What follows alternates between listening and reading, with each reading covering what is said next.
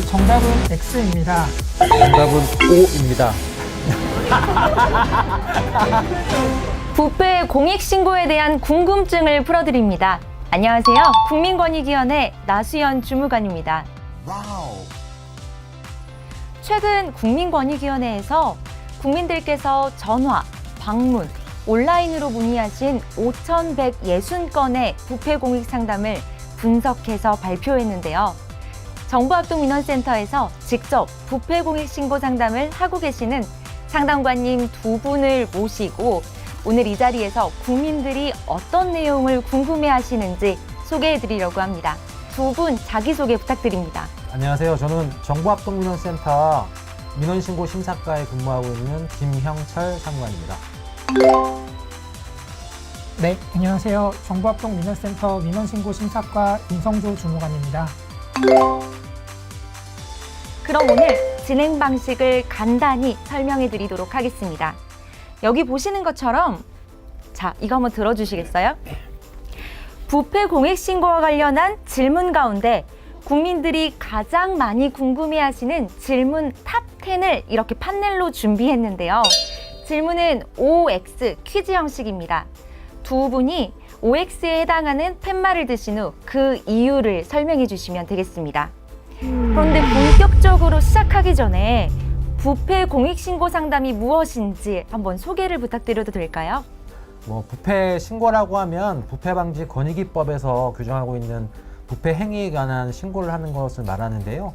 쉽게 말씀드려서 공직자가 뇌물을 받거나 국가 예산을 횡령하는 그런 행위들이 가장 대표적인 부패 행위에 해당할 수 있고, 그게 아니더라도 보조금 부정수급처럼 공직자가 아니더라도 불법적인 방법으로 국가 예산에 손해를 끼치는 행위를 했다면 이 역시 부패 행위가 됩니다. 그리고 제가 보충 설명을 좀 드리자면 공익신고는 국민의 건강, 안전, 환경 또는 소비자의 이익과 관련해서 공익신고자 보호법에서 규정하는 471개 법률의 위반 행위를 신고하는 것을 말합니다.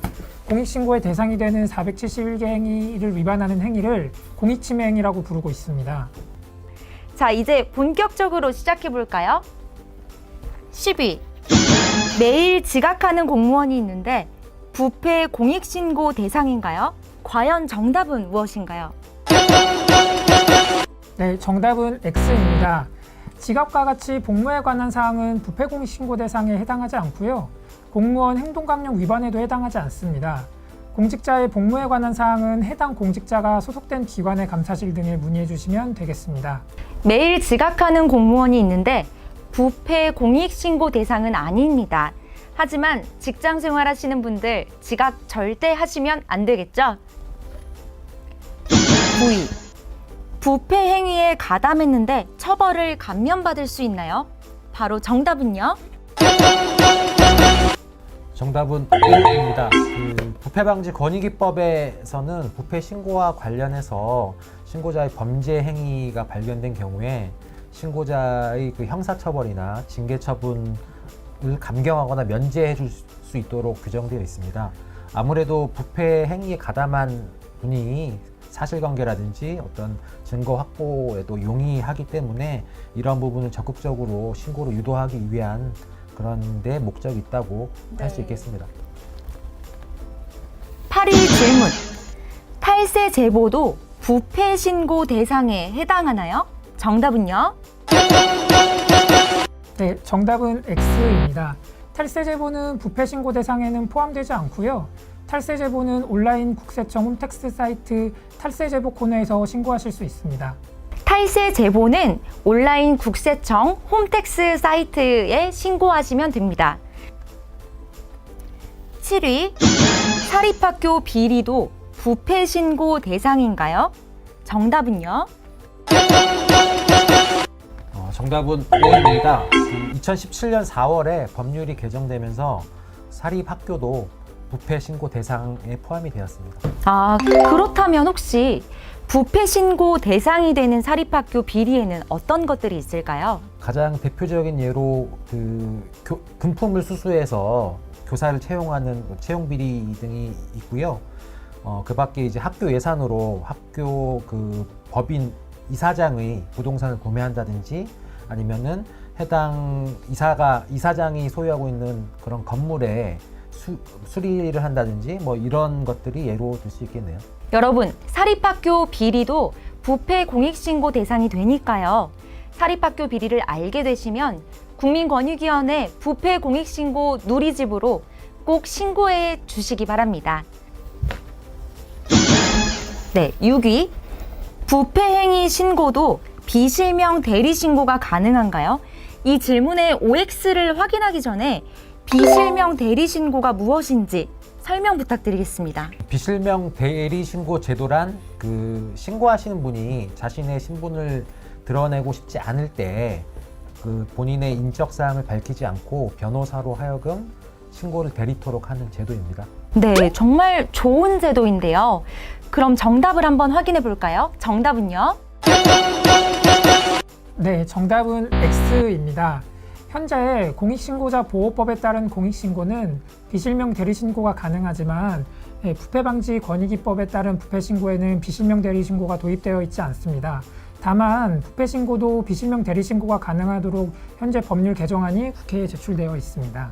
이제 반환점을 돌아서 벌써 5위 질문을 가는데 두 분 벌써 지치신 거 아니시죠? 네, 아닙니다. 아니죠. 네, 5위.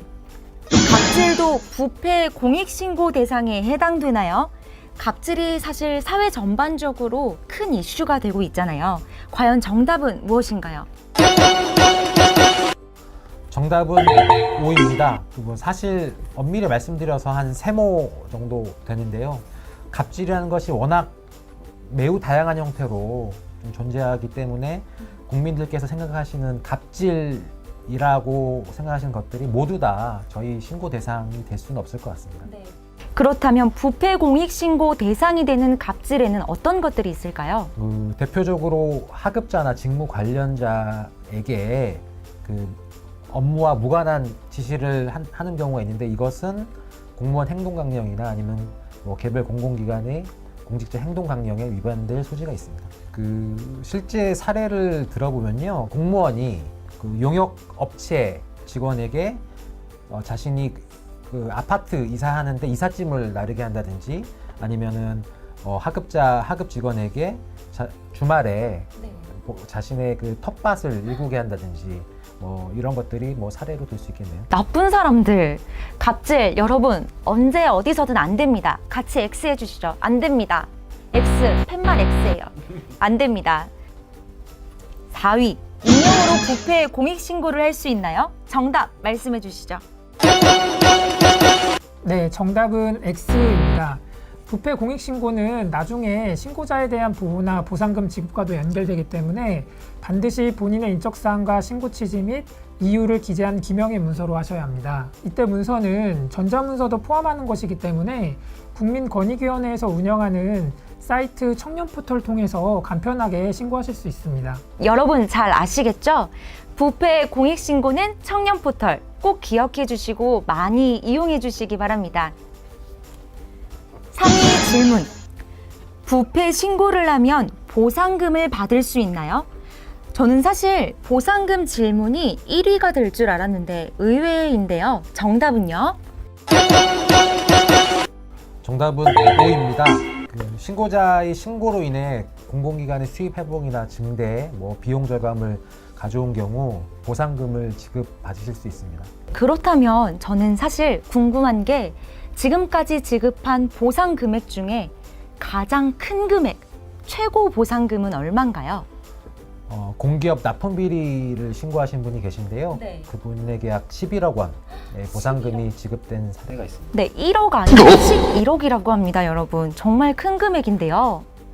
네, 물론 큰 금액이 맞습니다. 근데 또 어떻게 다른 한편으로 생각해 보면 그 여러 가지 불이익들을 감수하고 용기 있게 신고해 주신 분에게 대한 그 정당한 보상이라고 저희는 생각하고 있습니다.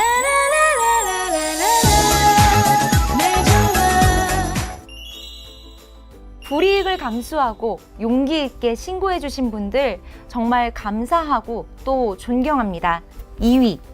신고 내용에 직무상 비밀이 포함되어 있으면 비밀 준수 의무 위반에 해당하나요? 정답은요? 네, 정답은 X입니다. 조직 구성원은 단체 협약이나 취업 규칙에 따라 직무상 비밀 준수 의무를 부담하는 것이 일반적이지만 부패 공익 신고의 경우에는 이에 대한 예외 법률을 규정하고 있습니다. 네, 맞는 말씀입니다. 용기 있게 공익적인 목적으로 신고를 했는데 직무상 비밀 준수 의무를 위반했다는 이유로 책임을 지게 된다면 어느 누구도 용기 있게 신고를 못할 것 같습니다. 네, 정확하게 이해하고 계신 것 같습니다. 그래서 특히 조직 내부의 부패 행위나 공익 침해 행위를 신고하시고자 하시는 분들은 비밀 준수 의무와 관련된 부분에 문의가 많습니다. 이제 마지막 대망의 1위 질문을 남겨놓고 있습니다. 어떤 질문일지 궁금하시죠? 네, 모두 궁금하시겠죠? 네, 1위. 신고한 사실을 밝히고 싶지 않은데 비밀을 철저히 보장이 되나요? 정답은요? 다 예상하셨겠지만 정답은 O입니다. 그 신고를 준비하시는 분들께서 가장 많이 문의해 주시는 부분이기도 하고요. 그 신고한 사실은 신고자께서 동의하지 않는 이상 절대 외부에 공개되지 않습니다.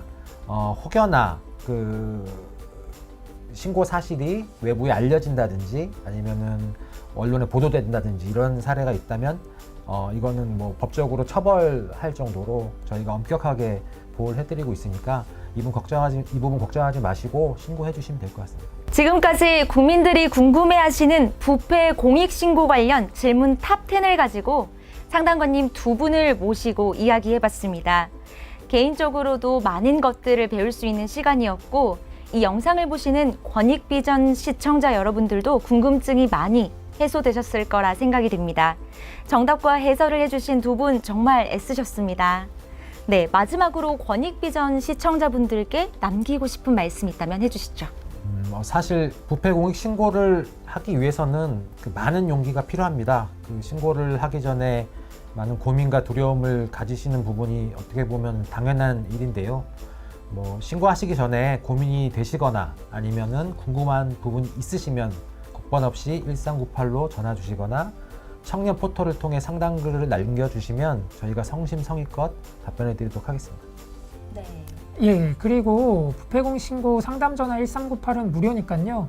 길게 통화해도 부담 없으니 걱정하지 마시고 전화 주시면 되겠습니다. 국번 없이 1398 그리고 청년 포털 꼭 기억하시고 많이 이용해 주시기 바랍니다. 지금까지 자주 하는 부패 공익신고 상담 질문 탑10에 대해 상담관님 두 분과 이야기를 나눠봤습니다. 오랜 시간 함께 해주셔서 정말 감사합니다.